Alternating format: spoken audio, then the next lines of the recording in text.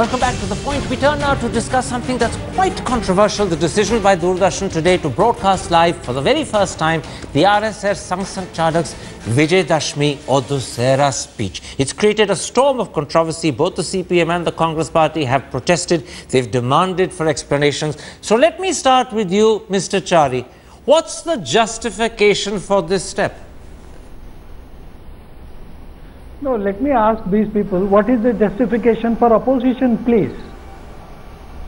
For example, this is not the first time that the Sarsanga Chalak is appearing on Doordarshan. Bahaseb Devras was interviewed by Doordarshan as far back as 1977, I remember it. And Doordarshan, very different groups in Doordarshan, state channels, language channels, have interviewed RSS leaders from time to time, number one. Number two, every year during the Vijayadashami Dashara program, it is a practice with the RSS to send an invitation to all newspapers and all the television channels. Every year we do it. Till now, nobody has bothered to cover this for obvious reasons. They would probably either not allowed or they will be pulled up if they do it. This is the first time that the Doordarshan has responded. So we should congratulate the Doordarshan for having done this, number one. Number two, RSS is not a banned organization. It is not an organization that is working against the interest of the government or the country. What is wrong if Doordarshan does it? I don't understand why there should be. It is in fact, you should be asking these people exactly why and what is the reasoning behind, rationale behind their opposition. Mr. Gowda is with us. He'll answer your question. Mr. Gowda, your party is one of the two parties that has protested against this decision. Explain to the audience and explain in particular to Mr. Chari why you think that this was a mistake on the part of Doordarshan. Well, first is the fact that there is an election going on in Maharashtra, and this speech was in Nagpur. There was not just a speech for Sanskriti or Astha or some other religious channel. This was a very political speech. The content had a lot of loaded and laced political messages which talked about different communities and different chief ministers and their behaviors, and so this is very much a violation of the election code of conduct. So on that technical ground itself, it should not have been aired by Doordarshan. Second, if you are going to start with allowing cultural organization leaders' speeches to be aired with such fanfare, when are we going to see such equality being given to other cultural organization leaders across different religions? What are we going to turn Doordarshan into? Well, I don't want this to become a quarrel between two politicians. There are others here who have a right to have their say on this issue. I'll come to those people first. I want to put to you, Professor Nandi, an argument that actually it tries to explain the standpoint why it was wrong for Doordarshan to do this. Is it fitting in a secular state for an organization that champions Hindutva to be given time to set the agenda in a speech, not in an interview, in a speech on a public broadcaster? Yes, and that also in election time. I think it is. But even if it wasn't at election time, at any time? Any time, I would say that. I will stick to that position, that it is not proper, because similar demands can come from other sections and other communities.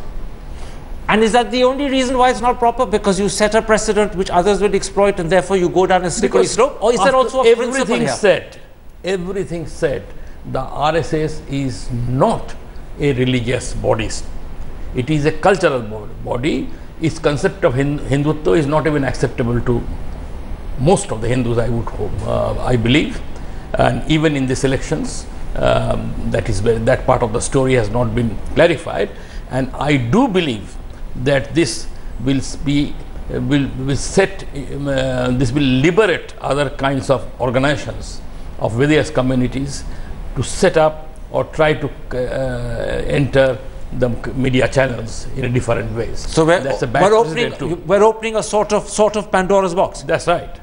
Kiran Bedi, now that the RSS, which I deliberately described as a Hindutva championing, Hindutva supporting organization, has had its chief on Doordarshan delivering a speech, not an interview, but a speech, and therefore setting the agenda for himself on a public broadcaster, what's the argument against the chief priest of Darul Uloom in Deoband, or Catholic cardinals, and we have 4 or 5 in our country, being given similar opportunities to similarly set the agenda with speeches of their own?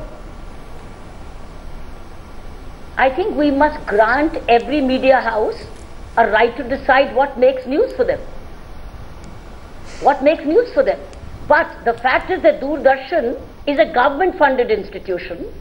It will always be commented upon for whatever it does or what it doesn't do. As simple as that. So Doordarshan will always bear the brunt. Whatever it does and whatever it hasn't done. But we must grant the media house the right to decide. And in this case, they did decide that it is going to make news, it is of value, and I believe they did it, and that's what they've said. Okay. Siddharth Bhatia, what you're hearing from Mrs. Bedi is an argument that suggests or assumes that Doordarshan decided of its own volition for good, acceptable, credible, professional reasons to provide this platform to the RSS Sansarchalak. Many others, perhaps most others, believe that this decision was taken because Mr. Modi and the BJP are close to the RSS, and therefore this is an example of the government showing unacceptable partisanship. Do you agree with Mrs. Bedi, or do you agree with the alternate view? You know, I think we should stop behaving as though Doordarshan, the government has no control over Doordarshan. I think that's a complete myth. Attempts to turn it into Prasar Bharati, Doordarshan, autonomy, etc. have made not the slightest difference. It still behaves like a government organization, and it is under the direct influence, if not control, of the Ministry of External INB, a ministry which Mr. Prakash Javadekar had said a little while ago that he would like to ban or dissolve. So I think that what he is saying is completely to say that Doordarshan makes up its own mind is completely wrong. Secondly, I think everyone else has made very, very valid points. There is an election going on in Maharashtra. If you come out and make, after saying for years that we have nothing to do with politics and we are just a socio-cultural organization, but we happen to think that Hindutva is very good and we will support the BJP in most elections, then I think somebody has to be a little more sensible and use discretion to say, yes, maybe this is not a bad idea to interview him subsequently, but not at this time, certainly not live. I also do not agree with Mr. Chari at all when he says that the invitations have been going on for a long time.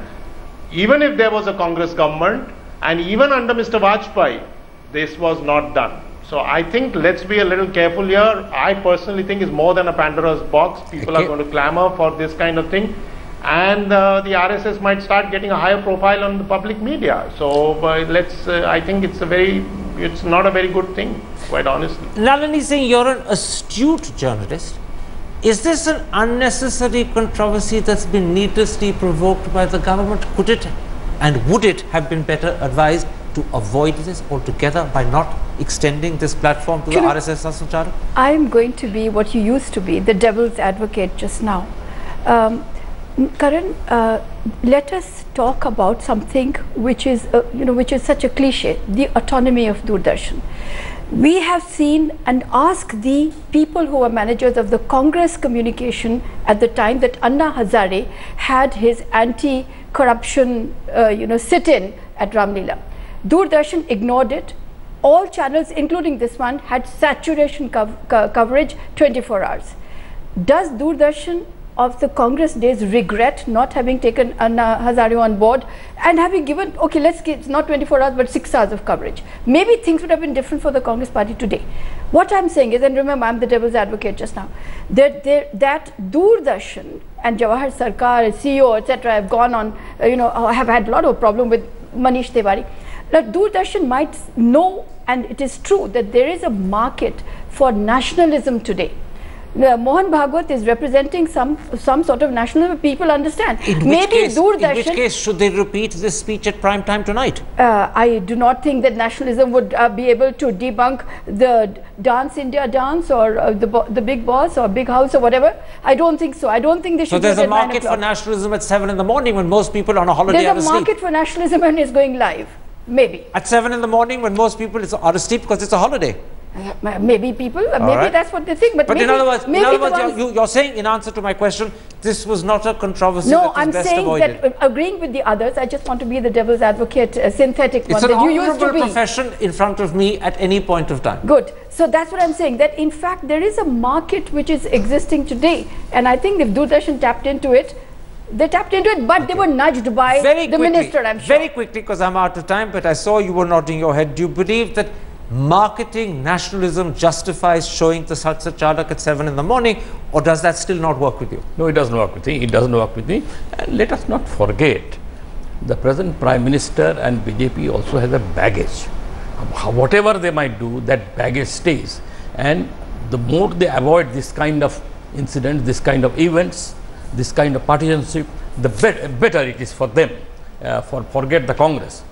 Congress has done many things stupid, and that's why they have lost. Mr. Chari, because in a sense you are representing the BJP and therefore you represent the government, I'm going to give you the last word, and I'm going to ask you a specific question, the same one I put to Nalini Singh.